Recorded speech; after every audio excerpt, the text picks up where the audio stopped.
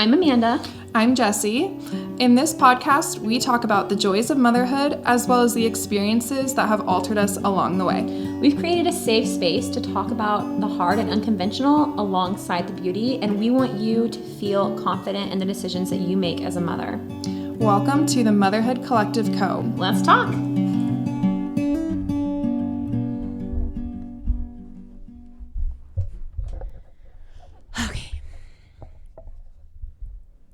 Oh, this is so much better. Yes, I'm drinking with my right hand, but it's this. It goes under.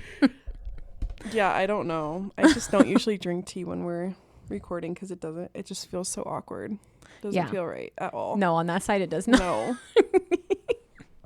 Okay, welcome back to the Motherhood Collective Co. We are going to finish up the Q&A. This is my least favorite thing about this microphone. Look, dude, we need new microphones. We really need new microphones. Comes back up. It just doesn't care what I'm telling it to do. Push it down from this end, maybe. I think the hydraulics on that middle joint are maybe too. It's okay. This one's just kind of dangling and hanging on by literally a thread. Yeah, we could definitely get new ones. Mm-hmm. Okay. I'm sorry. I'm trying to decide if I want to answer this first one or not. Safe heavy metal detox for a 6-year-old without doctor supervision. Zeolite. Okay, thank you. Yeah. Okay. I love them. I have done that on my kids. I've done it on myself. I don't have I think the only hard thing about doing any kind of detox on yourself without guidance is that you don't have parameters to see visible improvement. It's kind of a guessing game.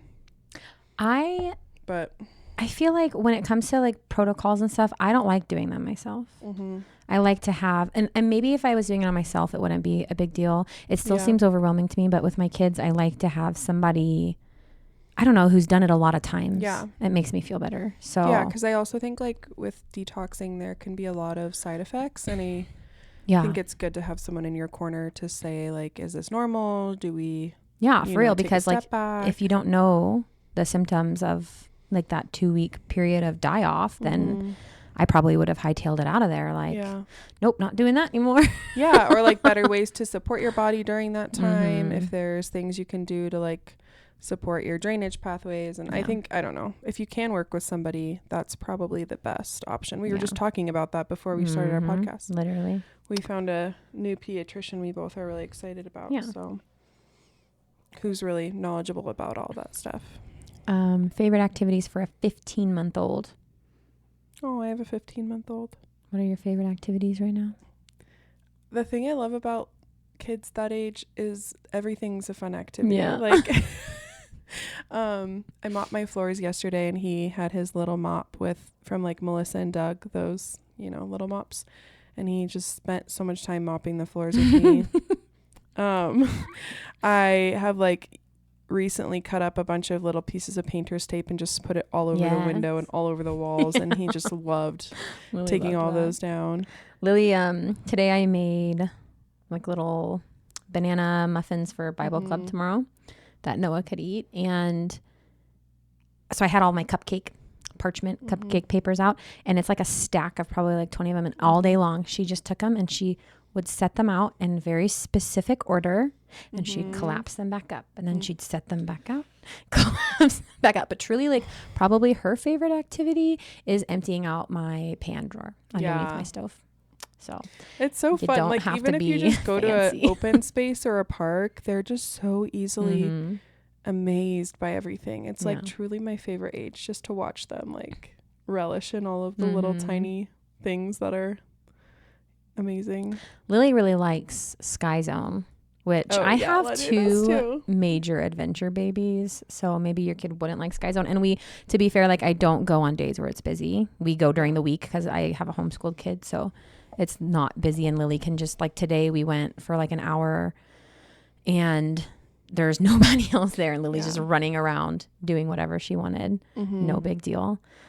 She loves that. I'm trying to think if there's anything else. Ledger also loves just climbing around my car. If you just park somewhere and just especially on these really cold 6-degree days of weather, that's a fun thing that he enjoys. I'm really waiting for like all of this sixth season. I say sixth season without the belief that there is such thing as a sixth season. It's just an unhealthy season for us people. But I'm kind of really ready for it to go away because I really want to take her to Play Street Museum. Oh yeah, that would be the perfect age. Yeah, they're like it's like a little boutique of and they're all over our state. So fun. And there's like little dress up stations and like you could go into the vet and be with the animal. I just think she would love that. There is a brand new one down by you that I saw an ad for. Oh yeah, literally looks the exact same one as the other one. They have pretty strict like cleaning policies. I remember asking them like if any kid put anything in their mouths, they like take it away into a bucket and they sanitize it. Yeah, that's cute. I really want to take her. Maybe we should do that soon. Oh, we should. Ledger would have such a good time. The little firefighter. That was Noah's thing. Was the firefighters, and he loved the vet. How do you know when to wean and how to go about weaning? Are you guys reading our minds? We also have another one that was a weaning question. It was like thoughts on weaning or tips on weaning over one. Oh yeah, weaning tips after a year. You'll know when it's time. I think I had a goal with Sunny. I wanted to nurse her till she was 2. And we, on her 2nd birthday, after her best day ever, we went out into our garden and we picked a bunch of flowers and we made a milk bath and poured all the flowers in it and listened to worship music and nursed. She was in there for probably an hour. I took videos, I took pictures, and then that just felt like the perfect like closure for me. Like 2 full years, like from the day you were born. And then the next morning we just were done, completely done. I felt in my spirit that it was less cruel to cut it off cold turkey because she had always nursed on demand for her whole life. It just didn't feel right to start compartmentalizing it and saying sometimes yes, sometimes no. That felt confusing. So I just figured like cutting it off completely would be less traumatic. Yeah. There can also be like a natural wean down though. Like with Noah, it was like the summer he turned 2 and it was summer. So we were just busy and he was asking for it less. And it just kind of happened. One night I just decided, let's try giving him a banana instead of milk. And he went for it. And then it was never a problem. I don't know if Lily will be that easy, but I have already started like at 16 months old, she decided that the bottle was cool. So we do have a bottle and she like really enjoys milk in that bottle at least once a day. So I have been offering that to her more because I'm kind of like, I don't know. I'm working towards that for sure. But like I still nurse whenever she wants. I don't know how we'll tackle it. I'm just hoping, my hope is that in the summer or in the spring and when we're outside more, it's less of a want. And then we'll go from there. I know. Yeah, I'm definitely not sure exactly what to do with Ledger. He loves milk so much. And everyone had always told me that like weaning a little boy would be somehow easier. I don't know why people like generalize like that all the time. Or like people are like, oh, like my little boy just didn't care as much about milk as my little girl. And I've had like verbatim experiences. If anything, Ledger has nursed more throughout the night than Sunny ever did. Same. So I wonder if it's maybe like they're a second kid and that is like their dedicated time where the big kid is not distracting. Maybe, but I felt like Sunny nursed all the time. Like Sunny was even like way chunkier than Ledger, but I don't know. I just say that to say it's going to be really hard and devastating for him because even right now, if I tell him no milk just because I want to like drink my coffee or something, like it's a big deal. Truly the end of the world. But I do feel like I'm kind of over it and I feel bad about that because he is only 15, almost 16 months old. And I did have a goal of nursing him till he was 2, but I just don't think I can. Yeah. And the question was like how to know when. And sometimes it doesn't have anything to do with your baby and it has everything to do with you. Sometimes the pros just start like dwindling and the cons start adding up. And then if you find yourself like not enjoying it more than you are enjoying it, it's probably a good tell. Mm-hmm. Or if you're just feeling the depletion within your body, I think that's valid. I've also had a lot of friends who don't want to get pregnant while they're nursing or want to give their bodies a little bit of a break between nursing and another pregnancy. And I think that's something to take into account as well. Yeah. We had 2 questions about night weaning. Like, have you done it? And how did that go? We both just talked about that 2 episodes ago. So this will be 80. It's on episode 78. Just go listen to that because we both just went through how we night weaned both of our toddlers because they basically are your both husband night-weaned. needs to help. Yeah, 100%. Here's a question for you. How do you handle stress and anxiety of a little one being sick?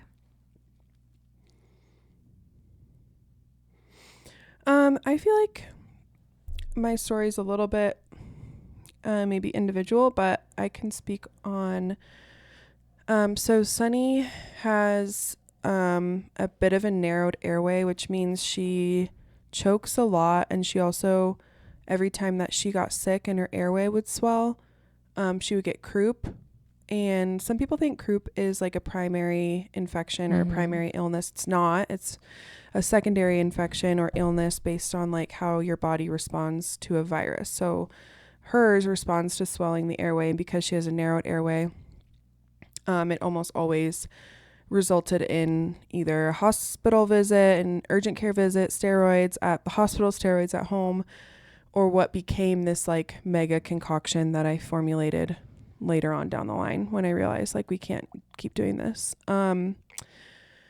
All that to say, I had a really, really high level of anxiety with sickness when it came to Sunny, because it wasn't just sickness. It was a hospital visit. It was her waking up in the middle of the night gasping for air. It was sleepless nights watching over her, make sure she was still breathing. It was the Googling and realizing, wow, kids can die from croup, and it's not just like some like silly little thing. And it was hard because I felt like there were some people in my life that made me feel like crazy, like, oh, well, like, let them eat dirt. They can get sick, you know? And it's like, yeah, if she was just coughing or like got a fever, like, of course, let her get sick. But that wasn't the case for her, and it was terrifying. And I did live in a really high state of anxiety, and I felt like I would somewhat hibernate in the winter. Like, I didn't do the indoor play places. I did what I could to manage that anxiety. I was in therapy. And then she turned 4 and she got sick and she didn't get croup. And it's been probably 3 or 4 times she's gotten sick since she turned 4. She hasn't gotten croup again. And I have Ledger now, and Sunny, this started for her when she was 11 months old until she was 4. So every single time in that time frame that she got sick, it was an emergency basically. And Ledger has gotten sick a very wide handful of times, and he hasn't gotten croup. He also never chokes on his food. He's a really good eater. And so with him, and because of him and because where Sunny's at, my anxiety for sickness has almost completely dissipated.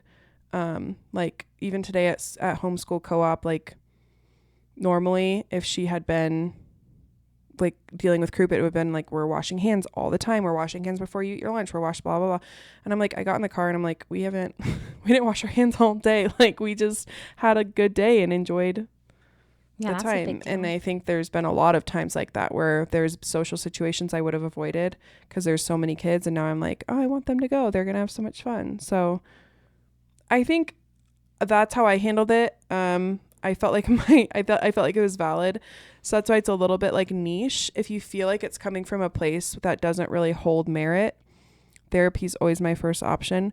But I also think the more that your kids get sick and you see them recover and you see their bodies fight an illness, like you just get less and less anxious, right? And then there are random triggers, you know, like Sunny had a 104.3 fever like a couple weeks ago and I freaked the heck out. Yeah. So there's random spikes, you know, of triggers, but also finding friends and people you can lean on in those moments. Like I know that I can always text you. I can always text my sister. I can always call the children's nurse line. And even if you need another person to look into your situation and be like, okay, you're good. You know, that's okay too.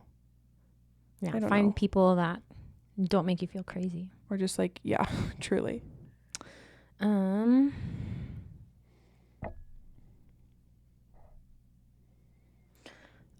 of these questions, I'm not like in the mental state of like getting so far into things. Well, we can answer them to like whatever degree you want to. I like your socks. Thanks. I think they're from Free People like 3 years ago. Oh, I love them. How to prepare an 18-month-old for being away from mom the first time overnight when I go into labor. I think you would be surprised at how much your 18-month-old can actually comprehend. So I think talking to them, like what else would you be doing other than like talking to them and preparing them and it's like trying your best to set them up for success? I don't know. I didn't leave Noah until he was 3. So I'm probably not the person to answer this. I didn't leave Sunny overnight till she was almost 3 too for like our baby moon with Ledger. But yeah, literally mine was. You can bring your kids to the hospital for labor if that's like a big source of concern. They just need their own caretaker, so it can't like be your husband or your doula. And they could be in and out if that makes you feel better. Like you could even have someone bring your baby to you and you could do bedtime or like nurse or whatever you feel like doing. And then they could just drive straight home and put them to bed and bring them back. I don't know. I'm just thinking of the practicality of that. And I wasn't wanting, if I was having a baby and I didn't want Lily in the room or there was some circumstance where she couldn't be because, you know, if I was to have a C-section, she wouldn't be able to. I would be doing like drop-offs with whoever's going to be taking her overnight. Like, yeah, that's a good idea. If it's grandma that's going to be coming here overnight, then I would be having grandma around at bedtime. Yeah. The weeks leading up to it, I would have grandma try reading some books at night. Maybe even try rocking her to sleep. And if your baby's still nursing, like, are they going to take a bottle or are they having a cup of milk before bed? Like, what is the situation? And maybe you guys are practicing that. I feel like the less you surprise an 18-month-old with, the better. And also like talking to them. Like Lily was not going to sleep, so and just before this, I'm like, I really got to get out of this room because Jesse's here and we need to record and she's never going to let me go. So I was like, hey, Lily. And you know what's funny is she started doing this thing where when she falls asleep, she goes, Mama. And I say, Lily, Mama. It's like this little whisper and it's the cutest thing ever. So it's like, Lily, It's like, Mommy needs to go to bed now. Can Daddy come lay with you? And at first she goes, I said, oh, Daddy loves you so much and he really wants to snuggle. And she says, yes, because that's how she says yes now. And I'm like, okay, good, let's go. So cute. But I mean, like, I feel like they comprehend more than we give them credit for. That's true. I know. I forget because 18 months just still seems like such a baby to me. But I know, but they really are. They're getting up there. Trying for a third baby versus wanting to maintain finances, lifestyle, and travel. Well, if that's your concern, then maybe you really don't want a third baby. Like if that was a thing that was like bothering you, do you really want a third baby? Yeah, I know. I've never thought about, I don't know. I don't really want to sound, what's the word? Out of touch. Okay. Because I don't want to sound out of touch, but I also don't think that children are that expensive. Especially like your third, I'm just thinking like if you nurse and if you have hand-me-downs and if you have all of the like gadgets and you already have the cribs and you already have like the bottles and the pumps and I don't pretend to know what school costs, and I know that maybe that's what is in the back of people's minds because we're doing homeschool stuff, but as far as travel goes, I know people start to think like about cars and planes and all of that. And if you take all of that into account, it's like, yeah, that's a lot more money if you're taking a 5th family member on a vacation or whatever. But I think what you said is what I would say. Like, I just think, I don't know. I don't think you're ever going to regret adding a kid to your family. Also, like when I think you'll only regret not doing it if it was on your heart. There was like something I saw on Instagram I don't know if he's years ago, that might be dramatic, but it was like, you'll never picture like your Thanksgiving table 25 years from now. You're not going to regret having that third baby. In 25 years, you're not going to care about your money anymore. In 25 years, I'm going to be gosh, how old will I be in 25 years? I'm 32. That's 57. 57, yeah. 57. In 25 years, I'll be 57 years old. I'm not going to care if I had to buy a van. No. I'm not going to care if I missed out on a trip or two because it just, you know what I mean? Like, And I'm going to care also about the like human. be super realistic, because I think it's like very like quintessential and like, I don't know, elaborate for us to, you know, like hope and dream for like all these traveling experiences. But like if you sit down and you actually break it down, like how often are you going somewhere, and is that, I don't know. And I don't know. Like I said, I don't want to sound out of touch, because I do think that there are expenses that come with children. I just don't think it's as much as sometimes we think it's going to be. And when you have things like thrift stores and Facebook Marketplace, like the bassinet Ledger slept in for his naps for the first year of his life was $25 on Facebook Marketplace. That's just my 2 cents. I would much rather have another baby than like see another part of the world. You know? I don't mean to, like, that's not like sassy. That's just, no, that's just your worldview. I also can see that someday when your kids grow up, my whole thought your on husband like world and you are travel, just gonna like it's like do empty it all. nesters. That's where I want to go. I don't want to do it while I have kids and I'm just the whole time I'm on vacation. What am I doing? I'm either with the kids and I'm stressed out, or I'm without the kids and all I'm doing is thinking about my kids. Like, I don't know. Traveling for me is like something Brady and I are gonna do later. We do little travels, like we do a beach vacation every year, like not like we don't ever go anywhere, but anyways, that was my contacts are like literally mine the same thing there. Mine are so dry and they keep fogging up. I mean, I also wear mine way longer than I should, but like, yes, foggy. Mine are getting foggy. Mine are also doing that. So I wonder if there's like chemicals in the air somewhere outside. I don't know. All the chemtrails just fogging. There's not an contacts. air filter in this room, so if mine were like this before I came here, but no, I was just literally sitting here going, come on. they keep fogging and they won't stay. Good thing I'm not the one reading the questions right now. My first birth ended with a traumatizing emergency C-section. Tips on how to prepare if I get pregnant. I feel like we have whole episodes about this, don't we? I think we do too. Like a pregnancy after.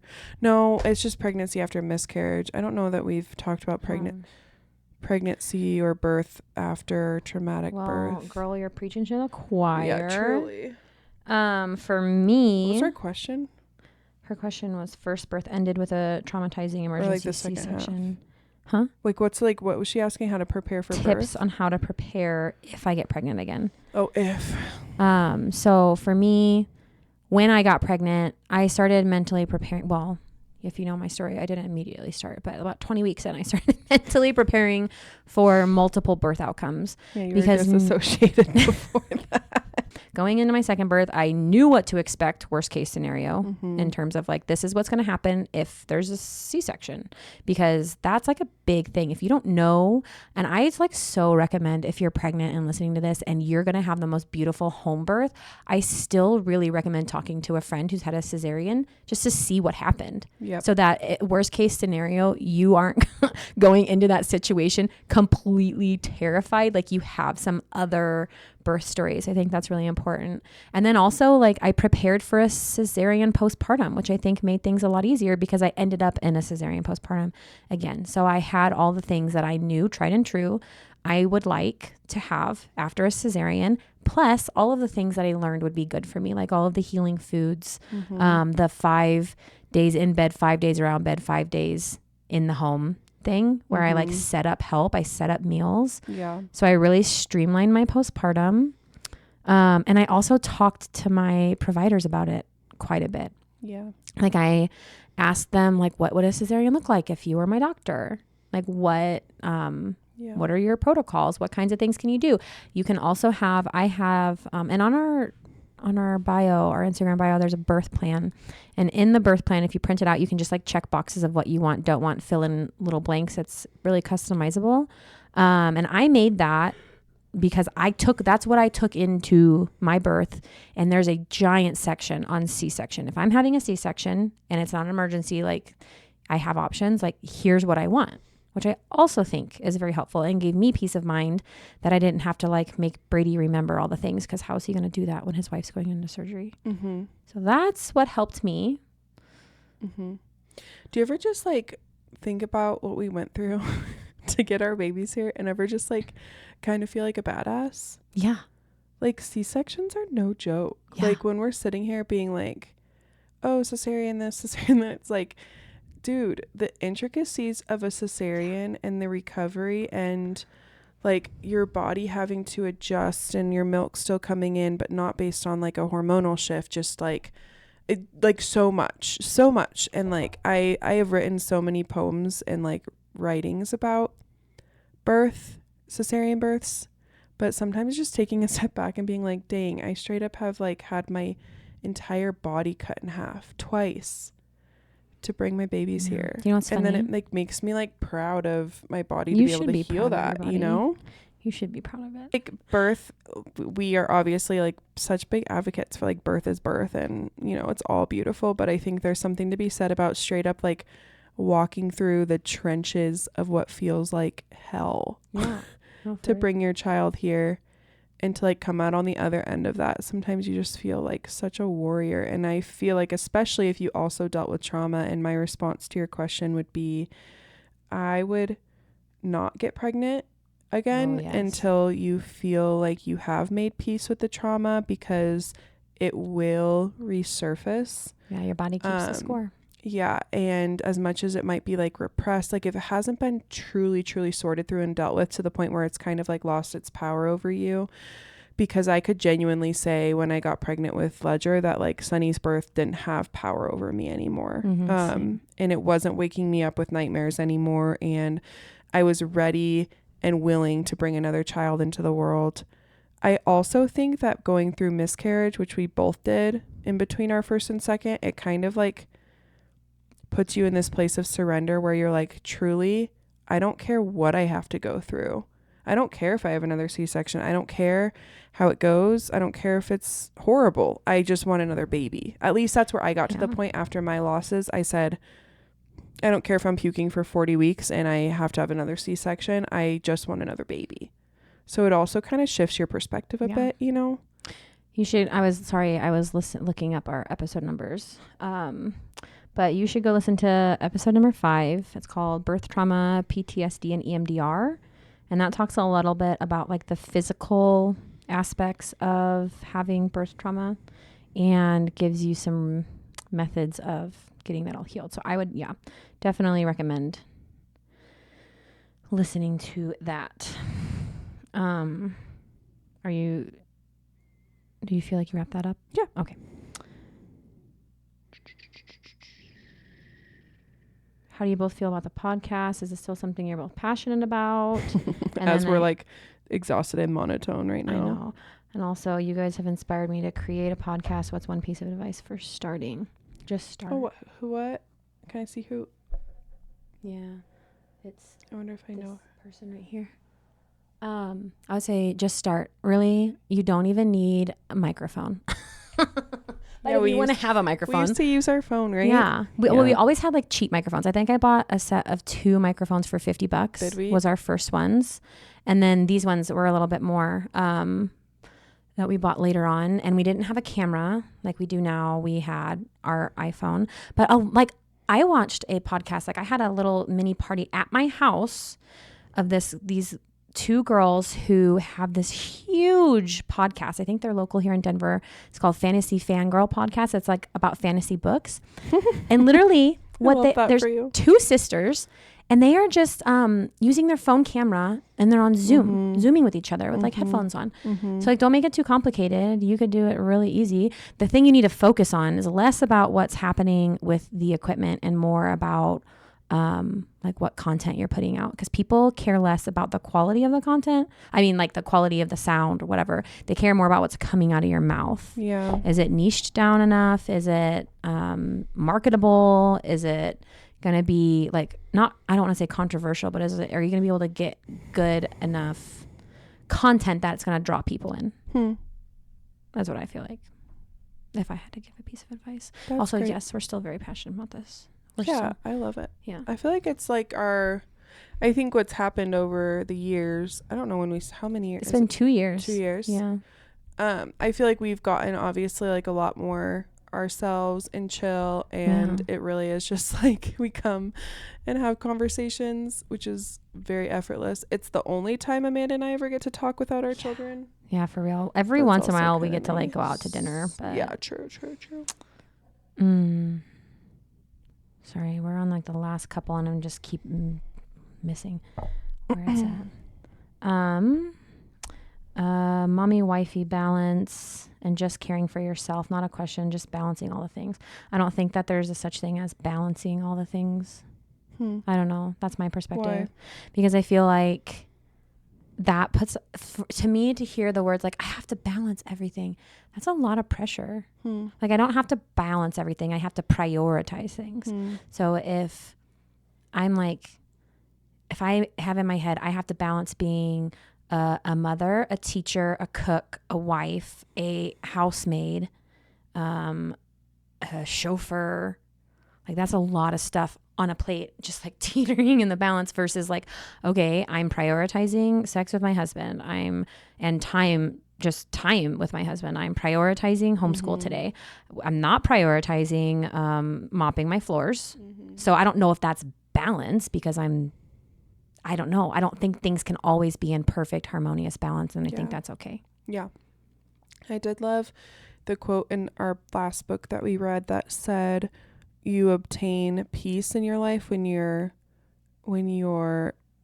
day reflects the priorities of like what means the most to you. Yeah. And so I've just thought about that so much because I really do feel that way, and just trying to, care for the things and the people. I say things like my dogs or like my house or, and then the people obviously that I care about. And I feel like if I can go to bed every night feeling like I had touch points with all of them to some degree, then that's enough for me. But then also there will be seasons where I'll start to feel a tug on my heart, like, oh, I really need one-on-one time with like Sunny. So then that becomes more of a priority. Or like, ooh, I feel like I've really been dropping the ball with self-care. Like, okay, so that, that was me for this past season. And so now this is a season for me where I'm focusing on myself for the first time in a long time. And it's like, I'm already seeing the benefit of that. It's only been like a month, So just kind of deciding, maybe even just for a month or a season, it's like, what's going to be my biggest focus or what needs the most of my attention. I don't know. And I don't know if I'm good at like self-care, to be honest. I don't know. That's because I feel like you don't see yourself as like, I don't know, you can correct me if you think I'm wrong. I don't feel like you see yourself as like worth it or like valuable for what that would mean, because it would mean potentially sacrifice for like Brady or Noah or Lily and I think that's really hard for you, Yeah, I think so too. I do like make sure I'm not going crazy most of the time. I do have times where that kind of gets dropped off the boat too. But I feel like ways that I don't know. I like reading. I like being in a fiction book. I like, this is actually really pathetic. I take a shower once a week. I get my weekly everything shower. Like friend to friend, you could definitely spend more time on yourself. Like, I think that you're right. You don't think of yourself enough. And that's also really coming. So I mean, that's what happens though. I mean, like I think I said this in our last episode or something, where it's like, I feel like I had this like big wake up call one day where I think it was my therapist, and she was like, okay, so Jesse's taking care of everybody. Who's taking care of Jesse? And I was like, just like thought about it for a few days. And I'm like, I guess I don't always see myself as like important enough. I'm like, I just want everyone else to be taken care of, and then I'm happy. But then, when you like look back, you're like, wait, but there is a lot of my needs that aren't being met. And it's not even like from Chase, because Chase is like meeting my needs, or my kids, or like it's the things that I need to be doing for myself that I'm not, and I wouldn't even say it got to this point where like it has to get to this point where you're like miserable, or you're like, I don't know who I am, because I don't really believe in that. No. It's more about like, I could like really use some liver support. I Yeah. could really use some craniosacral therapy or some neurofeedback or some regular talk therapy. That's where I have a hard time. I guess I have a really hard time on things that cost money for myself, which is kind of crazy because my credit card bills that get paid off every month. So just throwing that on. But like to buy myself a supplement feels like a really big deal. To like I just reached out to a therapist this morning and I'm like, oh great, how much is this going to cost?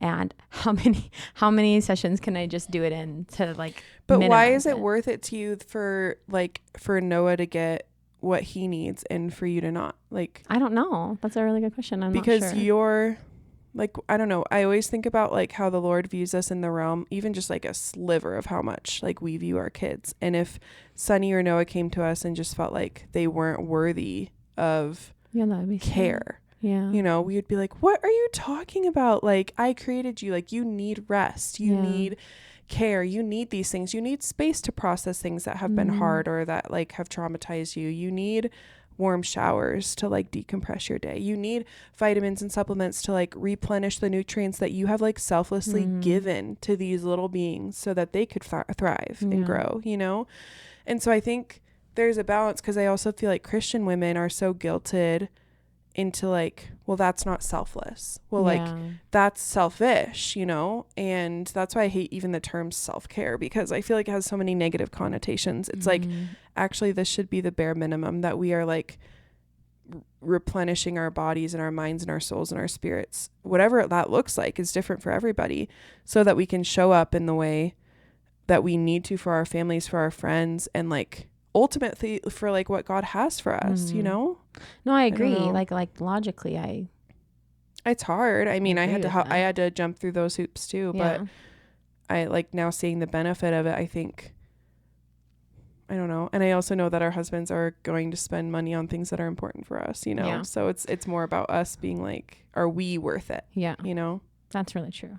I don't know. I need to think about that more, because I thought I had that under control, and then I just tried to answer that question. Yeah. And maybe not. Sorry. And once again, there's seasons for things, and there's, Yeah. I mean, I do work out every day. I feel like I try to set things aside for myself. Yeah. But I don't know if I'm always doing great. And I think that comes out when things get hard. How do I handle the hard thing?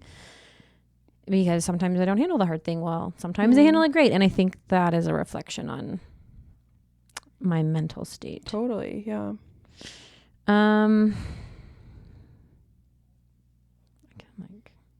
Yeah, dude, I'm the same way. I'm like, truly. Okay, there's 2 questions. Thoughts on screen time and balance with it. We're going to talk a lot about that in our next episode when we talk about the ruthless elimination of hurry. That was really hard for me to just say. And we talked a lot about it. I feel like that's kind of something we touch on all the time, but I think we'll dive deep into that next episode. So listen to episode 81 when it's out. It's not currently out. And then, question for both of you. What differences have you noticed in parenting your boys versus your girls? That's fun because we talk about this all the time, and there is huge differences. And I don't know. I feel like with Ledger and Lily, like you can kind of see like the cute differences, but with Noah and Sunny, like you get into like the deeper stuff of like, for instance, like our hearts behind homeschooling, Noah versus Sunny. True. Very different because they have very different needs. And I think a lot of their needs are gender based. And that's just my opinion. I could be totally wrong. That's interesting. You know what I mean? Because my heart, one behind homeschooling Noah is I just want him to be so confident in his ability to learn. And I want him to love learning because I envision him like my husband who wakes up at 4:30 every day and he's learning and how to better his business every single morning. And he loves that. Like he lives for it. He's up at 4:30 a.m. every day doing it. And I want that for Noah. But the other thing that I have like really, I just have this, what am I trying to say? This, not peace about it, but this like, I'm so tired right now. It's okay. I have like a confirmation. Yeah, it's like a confirmation of like, oh, I'm a woman. Yeah. A nurturing woman with all of the gifts that God gave me as a woman that are so beautiful. I can't raise a man. Do you know what I mean? Like I truly believe, with at least with my own son, that he needs other teachers that are not myself. And that's kind of hard when it comes to homeschooling, because I'm like always trying to balance that. But like, so we have him in activities all the time where other men, sometimes women, but like a lot of times it's men leading him. He's in church class where he's getting voices that are not my own, confirming truths upon him, which I just think, especially for little boys, is important. And for little girls, I don't know, you speak to that because I don't have a 4 or 5 year old little girl, but I imagine Lily's just going to want to be by me for a while and like doing what I do, and I can teach her what I do. Yeah. I feel like I never felt so confident as to when I found out I was having a little girl. I was like, I've got this. Yeah. I can teach a little girl how to be a woman. Like I've lived it, you know, it feels so second nature. And I think that I have parented Sunny out of this place of like confidence and assuredness, and my heart behind homeschooling her is like to protect and preserve the purity of her being. And I just see homeschool as this like really safe transition into a really harsh world for her. And she does carry the sensitive spirit that I carry, and I just want to steward that so well. But then it's also like the same thing. She has so many different opportunities throughout her week where she is like socializing probably with more people than she would if she was in school, because when you're in school, it's like the same classmates every that are day. the same age. And it's like she's every day there's a different group of people she's socializing with, and there's a different, you know, challenge that she has to rise to the occasion for. And she's just doing so well with that. I also feel like discipline with Sunny was almost like, and still is kind of, I don't want to say non-existent, because I definitely correct her and I definitely like guide her and teach her and lead her. But it seems like she has this heart posture of like really wanting to please me. Yeah. And that's actually so much so that I almost have a concern about it, that I want her to just have, I don't know, I could get into that another time. I want her to just be a kid and like have just some more freedom there. But with Ledger, discipline is something that feels heavy for me too with Noah. So I kind of know where you're going with that, because it's like it feels different. I feel like she's made parenting honestly just so easy for me. Like she's such a good kid. But then like I have this piece about Ledger's strength. Like he came into this world just like guns a-blazing, and I just have this confirmation on his life that like he is so strong and he is a leader, and he's going to be bringing people towards truth, and he's not going to be easily shaken, and he's going to have like the truth of Christ written on the tablet of his heart, and he's going to bring other people into that truth. And I have different concerns for him because of all of that strength I see in him. But I feel like when it comes to discipline, it's so important for little boys to be disciplined. Like, I just think that is probably one of the biggest issues with our world, with school, with like a lot of different things, is just like undisciplined men, like men who weren't like held accountable, like almost feminized because they were gentle parent too hard. Exactly. And they're not held accountable. They're not challenged. They're not like rising to occasions. They're just like, they're not allowed shrinking, to like explore and like do what, because boys, the other difference between boys and girls is boys experience the world physically. You know what I mean? Like Lily can sit down, and I was just talking about the cupcake thing. Noah still wouldn't do that. Noah is literally, and when I say bouncing off my walls, he's like, he's put a hole in my wall with his foot before, because he's literally bouncing off my walls. We have a lot of like sensory seeking activities for him to do, because that's a little boy thing. And not letting them explore that, tampering it down. That was another heart behind homeschool for me with Noah, was like, I'm not going to put my very active little boy into a classroom where I'm so convinced they're going to tell me he can't pay attention. He has ADD. No, he's just actually not wired to sit in a classroom and do stuff. Lily, on the other hand, in 4 years I can clearly see that she will have an easier time sitting down and doing something, because that's how little girls are built. With little boys, for us to just make them feel like they're not good enough, like what they do is wrong, like because they don't fit into this box of what, you know, school or whatever it is that they're wrong. And that's where like the demasculization of our society starts, is when we tell little boys to not be little boys. Yeah. And then on the flip side of that, it's like that, you know, the toxic motto of like boys will be boys. Yeah, you have to treat like there's boys how like to be Chase and I, respectful. before we ever had a boy, we like swore up and down that if we ever had a son, that we would raise him to like respect and revere women. Yeah. And I feel like there has been something gone haywire, and maybe this has always existed, I just don't have the eyes for it.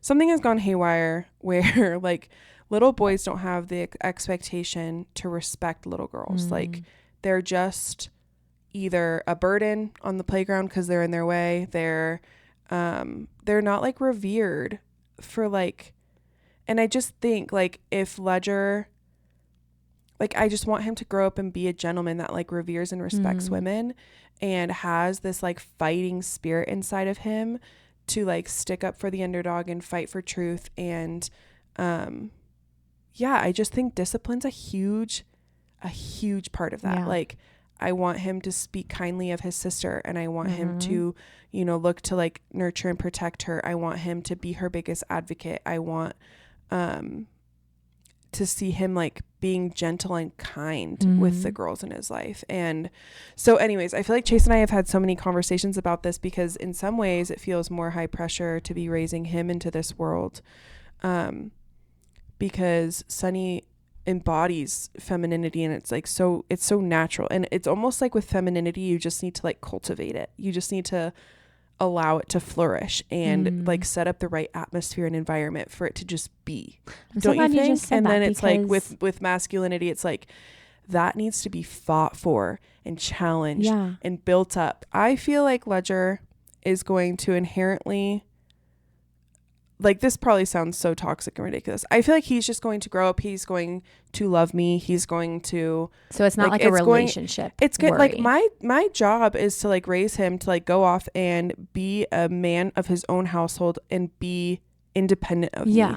With Sunny, there's this potential for us to have a dependent relationship that's like healthy for the rest of our lives. So there's this friendship in bloom long term. Okay, I see. Where I could be up close and personal, just as up close and personal as I am right now, with her for the rest of her life.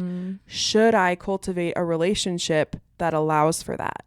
That's where, if I speak to pressure, it's like that feels like the pressure. Because with me, it's like I'm raising Ledger to like go and be like, dude, you've got this, like take on the world. I'm raising Sunny to like still be holding her hand when she's pushing out her own baby and like rubbing her feet when she's postpartum and, you know, hopefully just helping her along every single stage of her life. That it never becomes this like this independence of like, okay, now go and be. So no, that feels light to me, I guess. That feels like exciting. Whereas like Noah, it's like, oh my gosh, because everything I'm doing, like every decision I make feels very heavy with him, because it's like, is this going to come back when he's married or when he's a father? Like I am a mother and a woman, and I don't know how to raise a husband, a father, a business owner, a man. Do you know what I mean? And he's with me all day long. So that's where when I have Lily, I was like almost having an existential crisis. And this was when I was trying to decide his school. So I don't feel like this anymore. I feel like now I have that confirmation of, yes, he needs outside influences. You can't do this by yourself. And that felt so much better to me of like, you're right, I can't do this by myself because I can't teach him how to be a man. He needs his father. He needs male role models. And I will say, like, you can tell when you meet like little boys if they're having that male influence on their life or if they're not, you know. And I think that that's like, you're doing the right things with him. And like maybe there is just like a certain pressure in general on your first, because it's the first time you're making a lot of a lot of those decisions. Like, whoa, we didn't think about school till we thought about school. And that was a lot, and that felt like a huge decision. But now we have our seconds. It's like, oh, that's actually not that big of a decision. But yeah, I think there's like, there's beautiful things about both. And I do feel like it's important to parent differently according to gender. I think there's a lot that can go wrong if you don't value and honor the difference inherently between men and women in your home.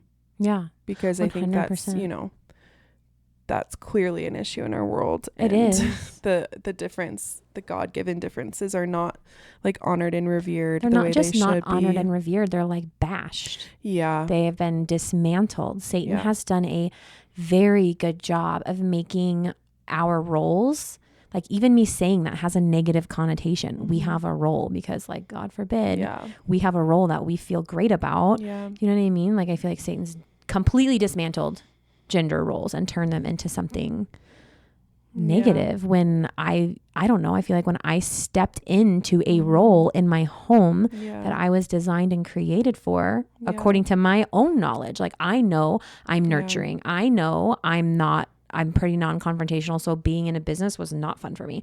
I know that working all day long and then coming home and like having to do the things that I kind of want to do, like cook dinner, and like I don't have the energy for that. So like when I stepped into being home all the time, my marriage got better, my hormones got better, my energy levels got better, my mental health got better, everything got better. Like a clarity, and it felt like to me, because like this is where God designed me to be, and there's nothing wrong with that. Yeah.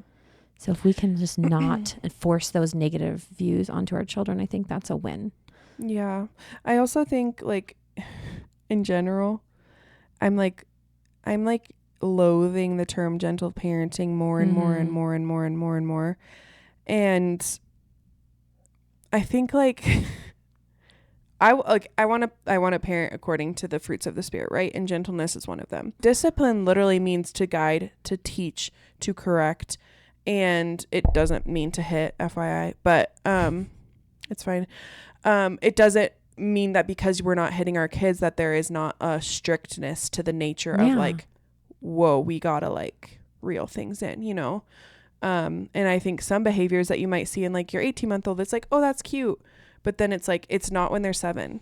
Yeah. So let's like, fix you it. know, figure out ways to like, to guide them and teach them, because I think that, I don't know, I'm just like really passionate about that since becoming a parent. Cause I do feel like, you know, you go to the playground and you play with random kids and you see how other kids are interacting with your child. And like, it's hard, you know, it's hard to see especially if you have a super sensitive child, it's hard to see the repercussions of like undisciplined parenting. And then it also just goes into like the discipline of your life. Like if you're letting your kid eat a bunch of sugar, a bunch of processed foods, you're letting them watch a crap ton of TV, play on a tablet, like you cannot have any expectation that child can control themselves. Yeah. They cannot. They are like strung out on dopamine from the screen. They are strung out on dopamine from the sugar. Their body doesn't have the nutrients it needs to make a good decision. It can't fuel their brain. They're probably not sleeping well at night. So like good parenting starts with like, what do you do in your home? What do you let your kids get away with? Like what is like your normal natural rhythms? 1,000%. If your kid is like ruling the roost at your home, you're not going to be able to go somewhere in public and have the respect of their attention. Like they're just going to be like, what are you talking about? Like I do whatever I want all the time. There's a huge lack of accountability with parenthood in general right now, where it's almost like such a disconnection between our kids and ourselves that parents are not willing to see that like their kids' behavior is a reflection on their parenting. And don't get me wrong, your kids' behavior is only a reflection of your parenting so much, because they are their own person and they are going to make their own decisions. Yeah. I don't want to make it sound like that, but at some point we also have to meet it halfway and say like, I'm also accountable because they are learning from me. They are going to reflect back the love that they're receiving, at least when they're little, like small kids. I would say like 5 and under. You can tell how they're being loved at home if you spend a few minutes with them. How do they make you feel? Yeah. Because something that like I've learned in psychology is this like almost this like mirroring mechanism of you've spent enough time around somebody and how they are trying to make you feel is how usually they feel inside. So if, you know, there's a kid that's super inquisitive and curious and, you know, connecting with their atmosphere and their environment, and they're really encouraging, it's like, okay, so that's probably how they feel. They feel like very encouraged. They feel very poured into. They feel clearly very free to explore their environment. That means they're not tied down by like abuse and trauma and all those things. And if you spend time with a kid that is maybe cussing at you, or they are yelling at you, or they're maybe physically hurting you, I don't know.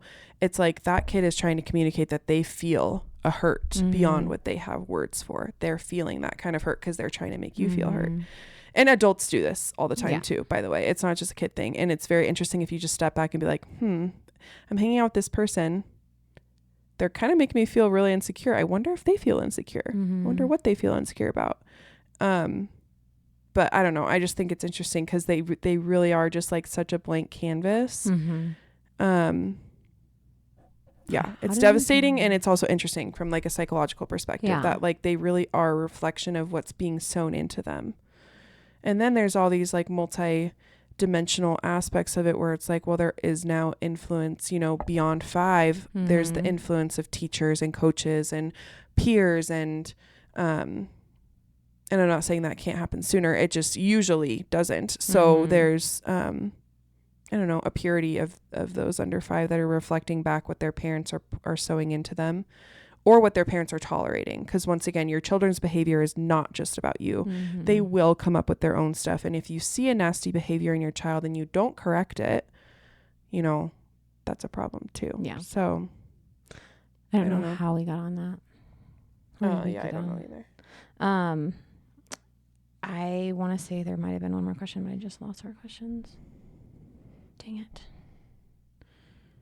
Let me scroll back up. Okay.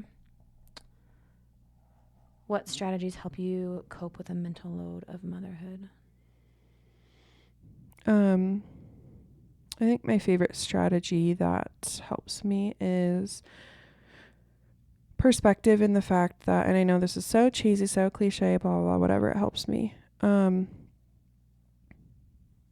I love to picture my house empty and me having all the time in the world to sleep in and read my books and go on my walks and drink my coffee and hang out with my husband and travel the world. And like I like zoom back to my present moment, and I'm like in a messy bun with no makeup and like sitting crisscross applesauce and like folding mismatched like toddler socks, you know, and I just like hear the kids like either giggling or crying in the next room together, and I'm like, this is all I have of this time. And I don't know, like I get there's like a mental load of motherhood, but I also feel like when you put it in its rightful place, it's your calling, it's your life. And I know I've said this before, but it's like you get to decide, you get to choose your perspective when it comes to motherhood. This has made me very unpopular in the past, and I still won't budge because I believe it through and through. Why has it made you unpopular? Like just with when I was super active on my Instagram page, and I will always advocate for the fact that you get to choose gratitude. You get to choose perspective.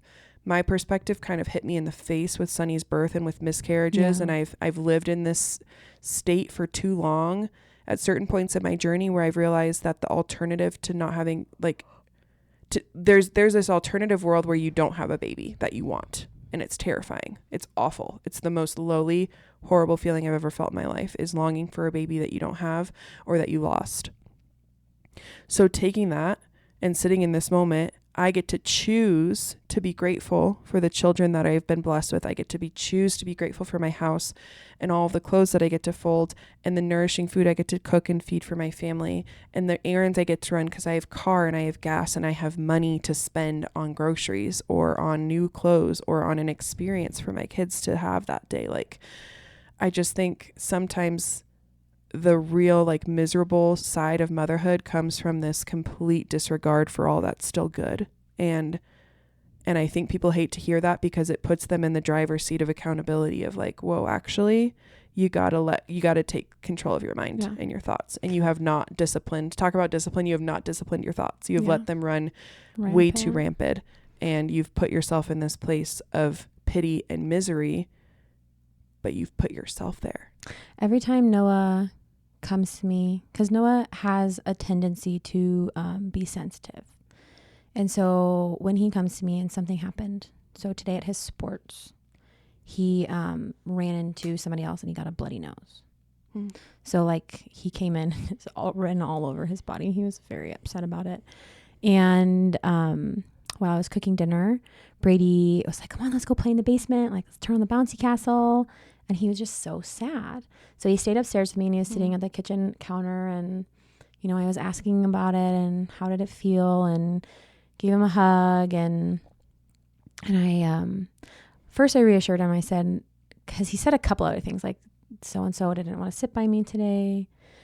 And so I gave him a hug and I said, sometimes when we're outside of our house, it feels like we're not the most loved and we're not the most special. And that's really hard. And like mommy and daddy still feel that way. But when you're home, you are the most loved. You are the most special. Like your mommy and daddy and sister love you so much. And then after we kind of like, we had the talk and we sat there, and I say this to him all the time. And I say it to myself all the time. I have the choice of being happy or not.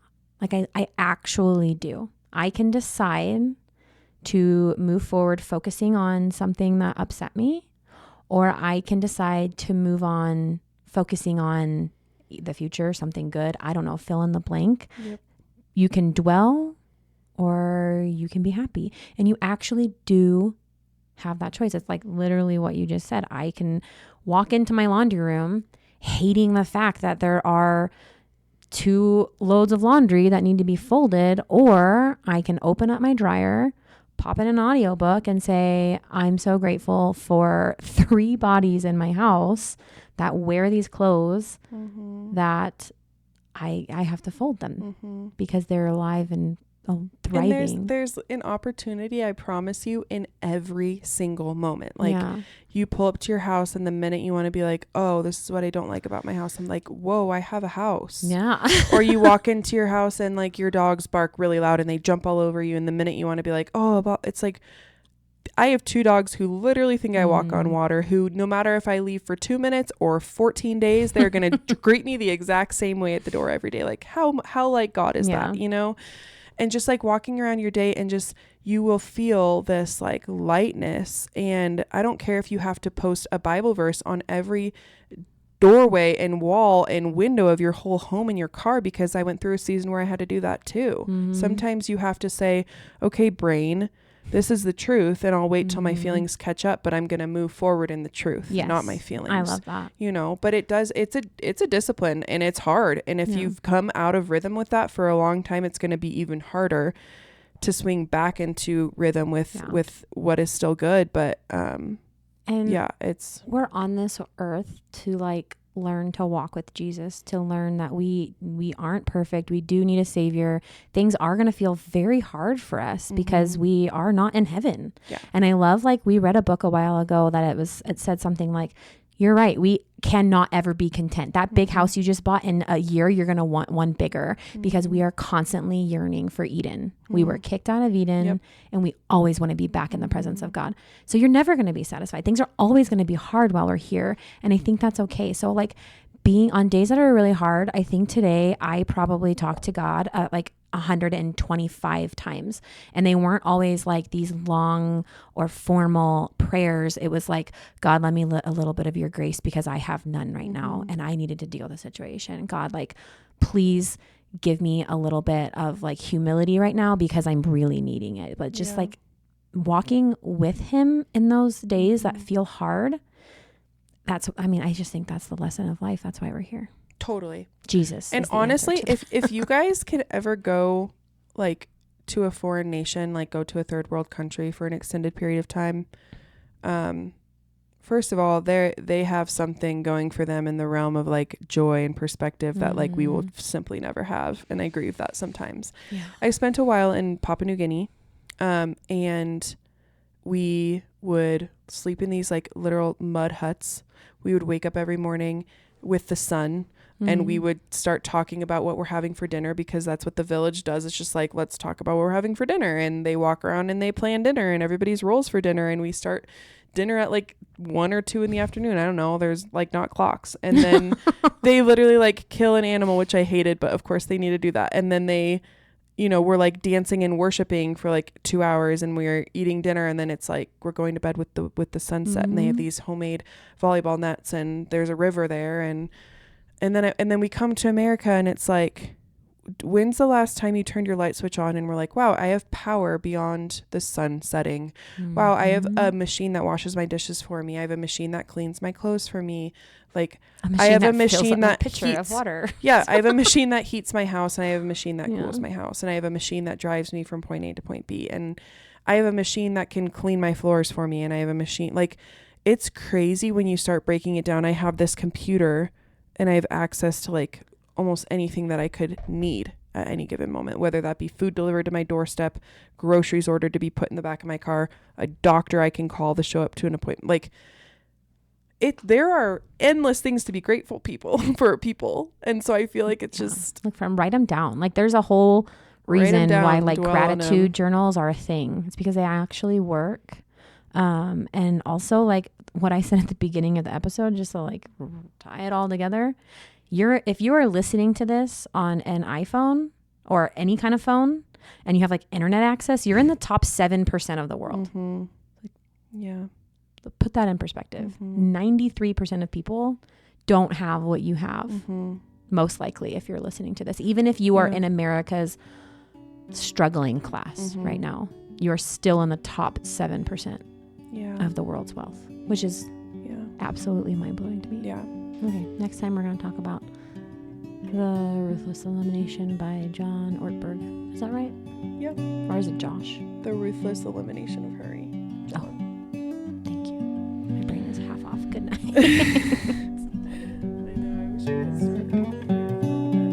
Thank you for listening, and remember that you were chosen to be the mother of your children. And you are exactly where you need to be. See you next week.